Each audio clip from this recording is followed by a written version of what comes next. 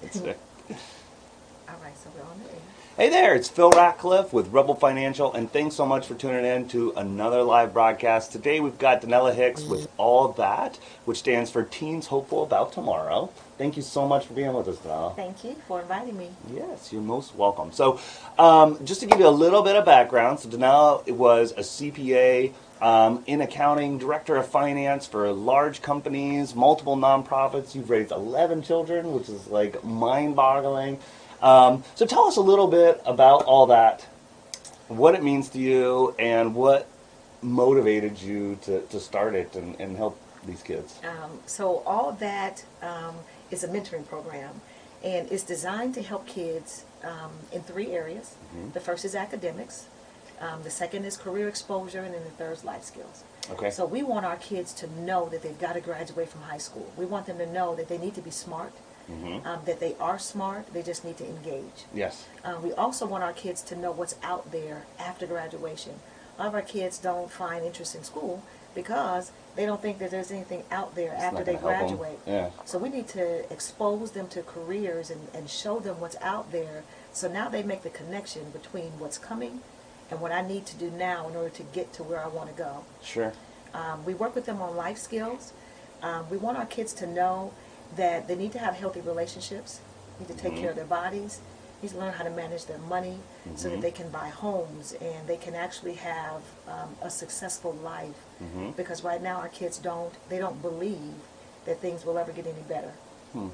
So, was there some experience in your life or something that you saw that motivated you to say somebody needs to do something about that?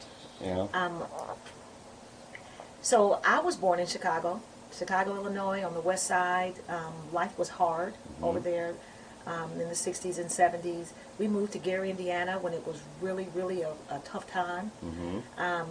So for me, I was excited that I actually got out of that. I wanted to do better, and I didn't know how. So you think that moving broke you out of something that could have not worked out as well for you in your life? Well, I would say yes. I was very active in church, and I just felt that we needed to do more. There were a lot of kids a lot of teens, that's usually the arena that I focused in, but there were a lot of teens that couldn't do better because they didn't read well.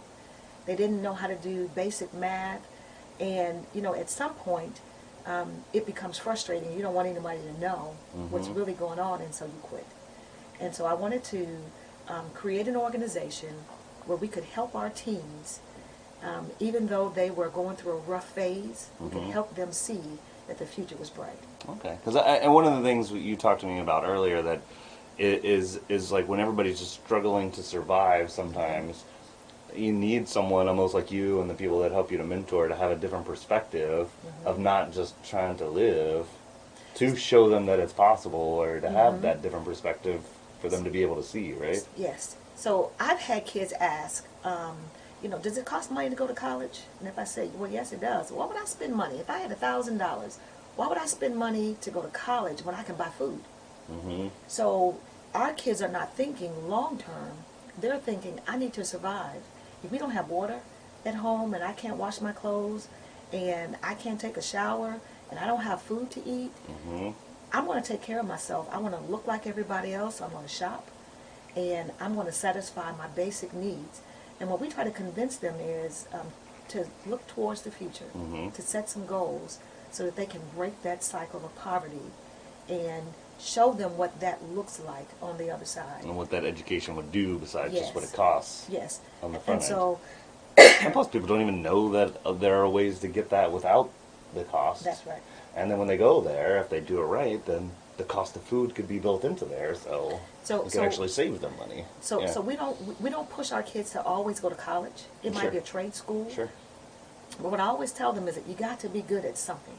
So find something that you love, that you want to do every day, something legal. It's productive, that that's helps other people, productive, right? Yeah. And then go for it. Yeah. And put your all behind it. Be your best self every day. Because you can always make money, right? But do you want to be proud of what you do and have a future? Exactly. You know? And there's something to that. So one of the things I asked you earlier, and I bet a lot of other people are interested in this, about your mission statement, and it's in your name, is being hopeful about the future. And I just thought to myself, why are a lot of these kids not hopeful about the future? A lot of our kids have experienced some very traumatic things. So sometimes it may be that mom or dad they're not around, or that mom or dad they're drinking. Mm-hmm. They may be being raised by a grandparent or an aunt. They may have moved 10 times in the first 10 years of their life. They may have changed schools. There's so many things, so many hard things that our kids have experienced that by the time they're teenagers, if they don't think that they're able to make it out, then there's no reason to go to school. They may as well watch TV. There's no reason to try. They get tired of trying and being constantly pushed down. So how do you change that? You hold their hand and you walk with them. Just having somebody that cares about them can change it? Letting them know that someone cares, and then showing them that it's possible. So exposure is key. I try to expose our kids to just opportunities, take them places that they've never been. And so for us, what it looks like is a college tour. If we take a kid to a college campus and we take them once, they've seen it, they don't understand it, and they'll go back and say it's for someone else. It's for the other kids. But if we take them on a routine basis and we break it down to them in small chunks, then now it becomes manageable. Now they can see themselves there. So it's a place I could use instead of like a museum where I'm just looking at things. Right. Yeah. And we don't want them to just to look at it from a high level and say, yes, I know it's there. We want them to see themselves as participants and actually believe that they can make it in that environment. It's interesting. Yeah, I take my kids to COSI all the time, and that's the thing. Is like, hey, you could do this. This is how these things work. This isn't just like something to look at. This is like life, and like we build this stuff. Right. You know. So you know what I tell people is our kids they enjoy events, and so if you invite them out one time, they will come out, they'll eat your pizza, and they'll go home, and life is still the same. Sure. So what we do, we're available 5 days a week.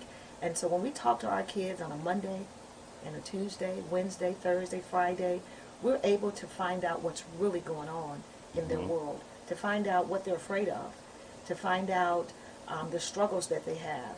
Sometimes our kids don't participate. This is really simple. They don't participate in gym because they don't have any water. And if you don't have any water, you can't take a shower. You can't wash your gym clothes. So now if you have a body odor, your friends are going to talk about you. And so either you miss school or you don't participate, and the way you hide from that is to act as if I don't care. Yeah. But they do care. They just need water. Yeah. So it's, yes, we have food stamps, and our kids, we've given them food stamps, and their parents can buy groceries. But if your mom's not buying groceries, and if you don't have any food, and if you're hungry, then it's hard for you to focus. So those are things that... What's the solution for that? Does the water, or does the Columbus Water, will they make exceptions if you file or what so, and nobody's just done that to help or what so? If we find out that our families don't have water, then we are able to work with our parents and direct them to resources. Sure. And so because people's utilities shouldn't be turned off just because they can't afford it. Well, sometimes our parents can afford it. They just don't know how to manage their money. And so if they've mismanaged their money... So they wouldn't qualify for assistance because they've wasted. Yes. Yeah. And so what we do, we teach our kids how to budget. We talk to them about the importance of not paying late fees. So that's in our financial literacy series. Where we talk to them about opening a bank account. A lot of our families don't have bank accounts. They use currency exchanges. They'll cash their checks at Kroger or Walmart, and they're paying those fees. And so we try to teach them how to make good choices, and so that they can actually spend money on other things. Because it's interesting to me because you see those statistics about the percent of the population that's unbanked, and I think a lot of middle class and higher, a lot of people haven't even heard that term before, unbanked. Like, how could you not have a bank account? And that's like a decent proportion of our population still. You know. And so that's awesome to teach people. Because, especially you could go, Kemba credit unions right across the street, and, you can open an account for, like, zero fees, basically. But if you don't know that. If you don't know. If you don't know, you don't know what they're going to ask you. You're embarrassed to go inside. You'll never go inside of a bank. So what we try to do is to take our students to these places that we think are common, to take them, to show them. So as an example, we took our students yesterday to Kroger. So that they could grocery shop. We teach our children how the grocery store is laid out, how to make good choices. We talk about the difference between buying a head of lettuce for 89 cents or a bag of lettuce for $4. Oh, yeah. And so there's a difference. We talk to them about, how to make good choices, how to buy healthy foods. So physically they feel better, and then financially they're ahead of the game. More. Yeah. They can get more if they're wise about their choices. That's such a good example because I think we were talking about this earlier, and you were saying if we just gave them $10, they would just go to McDonald's and they'd be gone. But you said with the $10 you gave them at Kroger, they only spent $3 and they saved it, and they got a lot better food as well too. So that's an awesome example again that other people probably take for granted. So sometimes we'll have the message, you need to eat better. And that sounds really good. We're teaching our kids that they need to eat better, but we're not showing them how. Yeah, I don't want gross food. It's probably if you don't show them, like, hey, you can make awesome food with good food. Yeah. And so we tell our kids that they need to have a career, but we don't tell them what options are out there. We don't show them what it looks like. And so we have to actually expose them. We have to hold their hand and actually take them out to show them what it is that they should strive for. Sure. That's awesome. So let's delve a little bit in. So you have 5 different programs. Yes. So obviously we can't get into everything, but tell us a little bit about each one so like people can practically see like what you're doing. And who knows, maybe people will want to help you or donate or volunteer, or maybe you inspire somebody else to do something else awesome, which is going to make the world better, right? Thank you. So we have our on-site. During the school day, we have what we call our FaceTime programs, and we're on-site during lunch with our students. We're there at the school so that we can interact with our teachers, and we bond with our kids. We just want them to get to know us. They can ask us questions. We can help diffuse arguments that are taking place at school. Just give them just something to think about. What happens next? And so those students, our hope is that they'll funnel to our after-school program. We meet with students Monday through Friday at our Livingston Avenue location. We're at Livingston and Elaine. We're there between 3 and 6. After school, we do homework help. We give them a meal. We have drug and alcohol prevention trainings. We'll have safe dates and violence prevention. We do fun things, but it gives us an opportunity to do more because we'll see them for 3 hours a day after school. We're at the Franklin County Juvenile Detention Center.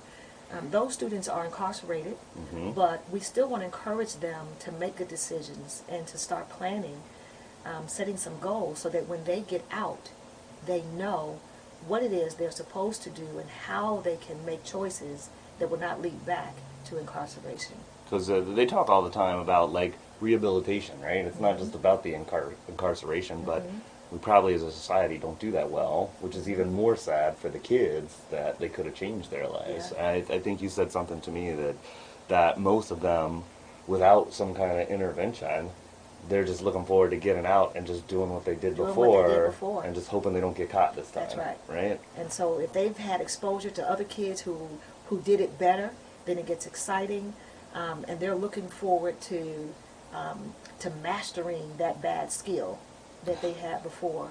And so when we have discussions with them, we talk about the fact that what you did was wrong. It was wrong, so own it. You can't blame anyone. You are responsible for your choices. So let's start thinking about what you want to do and talking to them about their dreams. Sometimes when I talk to those students, their long-term goal is to stay alive. Their long-term goal is to be successful, to make their parents proud, but they don't know how to do it. So we talk about simple things such as how to find an apartment, how to apply for a job, what an interview looks like, what they're going to ask, what you should say. We encourage them to not be frustrated if they have a felony. The world has not come to an end. You still need to eat. And you still need to do it legally. So let's think of some ways that you can. So at the detention There's multiple organizations now trying to give people, second chances and so that's awesome. So when we talk about the importance of attendance, being on time every time, so just those soft skills that our students don't know these things. So we have talked about our FaceTime sessions, our after-school sessions, the Juvenile Detention Center. We have our workforce development program, and that's where we teach our students what it means to have a job. And we assist them with certifications. Last year, for the first time, we helped them get OSHA certified through the Bureau of Workers' Comp. We helped them get CPR and first aid certified through the Columbus Fire Department. Receive ethics certifications so that they understand what it means to be not just an employee, but a great employee. We want them to know that that they can do it, and here's what employers are looking for. Here's what it's going to take for you to make money. Yes. And for you to get a job and keep Change that things, job. right? Yes. Yeah. And we also have our CHIPS program. So CHIPS, we meet on Saturday mornings. It's for boys only at this point. But we want our students who are either at risk for being incarcerated or students who have been incarcerated to have a place where they can come and talk about what it means to be a productive male. And do you have like mentors that were going down the wrong path that changed? And yes. Yeah. And so we're always looking for people who can come and tell their story. So, you know, sometimes we'll have volunteers that just want to come and talk about their careers and say, you know, this is what I do. I am a carpenter, or I am an engineer. I'm an architect. This is what I do, and this is why I love it. And so those students get to firsthand interact with a real person who's doing it in a smaller setting. But then we have people or mentors who will come in and say, I did it the wrong way. It was hard for me, and here's why you shouldn't do it, and here's what I did when I changed my life around, and here are the benefits that I'm experiencing, and who can actually tell them, I know where you are, I've been there, but here's what it is you need to do. It's not impossible. It is possible to be successful. That's cool. So those 5 programs are awesome. I mean, that's obviously, I just think about it, that's a lot of work. And it's awesome that I think that the schools are collaborating with you well, because you hear so many things about how the schools are becoming more locked down and they don't want outside people out there. But to have a good collaboration with organizations like yours where they trust, and hopefully you guys are building synergy to help those kids, help them solve some of their problems. I think one of the things you told me that amazed me, and again, it's perspective of where you are, is that the chronic absenteeism is like 70% in those schools. So like, it's not the exception; it is. Right. Like, this is what's happening. So chronic absenteeism, I guess if you were to go to the Ohio Department of Education and look at some of the statistics for our schools, you can find those statistics out there. Our schools are doing an amazing job of trying to interact and relate to the students that they serve. So we're honored that we're partners with the Columbus City Schools and with Whitehall City Schools. They have been very supportive of our programs. They welcome us into their buildings. There are times that principals will call and say, you know, Ms. Hicks, we've got this student and they're really having a tough time. I don't want to suspend them, but I need you to come in and work with this kid. You know, let's find out what's going on so that we can hopefully get them on the right track. Yeah. So we're building, devolving cycle. So we are building relationships with the students at those schools. We have because it is interesting, because you think about, you know, how do you change people's behavior, and it's punishment and reward. But a lot of times, if you've gone down so much, what reward could they have? So it's just punish, punish, punish, and at a certain point, I guess you could lose hope. Yes. You know. Yeah. But it's about relationships. It's about having a conversation to find out, where are you? What is it that you're going through? How can I help you? And to let them know, here's the goal. So your number one goal is to pass this class so that you can graduate from high school. And when you graduate, you can actually pursue a trade, a career of some sort. You can go to college. Here are some options out there for you. So what is it that you want to do? And get them to develop those critical thinking skills. We want to build resilience in our kids. We want to let them know that, yes, this has been hard, and I know it feels like it'll never get better, but it can. Sure. And so when it does, you need to be prepared. And just, we bond with our kids. We have to form relationships with them so that they know that they have exposure to caring adults. Mm-hmm.